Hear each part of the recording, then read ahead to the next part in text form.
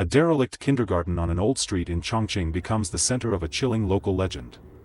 Years ago it had been a bright, lively place, opened around 1995, filled daily with children's laughter and teachers' voices.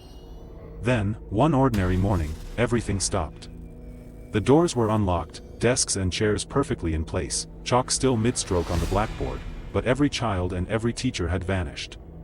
No signs of struggle, no blood, no clues, just a silent building and an entire class gone without a trace, much like other vanishing school legends in East Asia.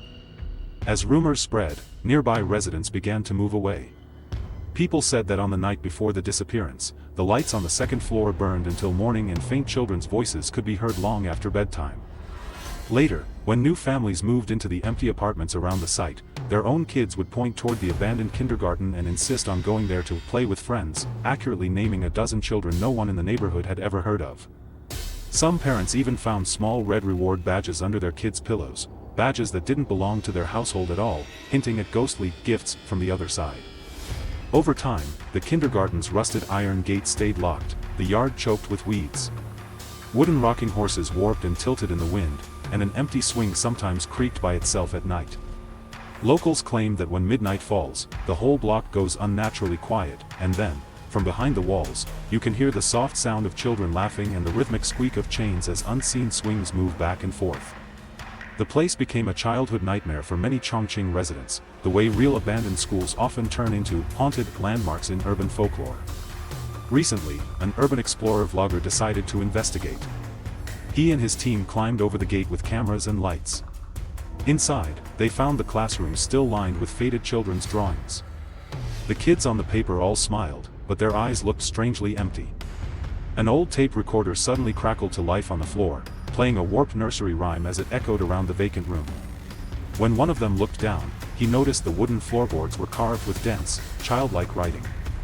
One line stood out, carved deeper than the rest: "Turn back and follow the light." At that exact moment, the playground swing outside began to sway faster, and the sound of children laughing grew louder and closer. Down the dark corridor, a row of small, wet footprints slowly appeared, step by step, moving toward them.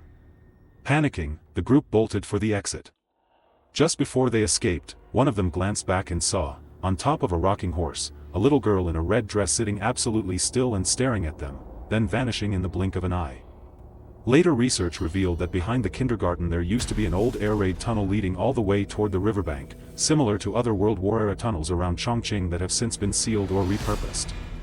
The day before the children disappeared, city workers had reportedly been down in the sewers nearby for maintenance. Now, the tunnel has long since been filled with concrete, and no official incident record was ever made public. Only a few faded scraps of children's shoes were recovered. Today, the iron gate of Sunshine Kindergarten remains locked. On quiet nights, some say you can still hear giggles and the creak of a lone swing from inside, turning the abandoned building into one of the old street's most enduring mysteries. No one knows where the missing children and teachers went, whether they found some hidden passage no adult ever discovered, or whether something hidden beneath the kindergarten reached up and took them. Whatever really happened, the story waits in the dark, like the building itself, for the day someone finally uncovers the truth.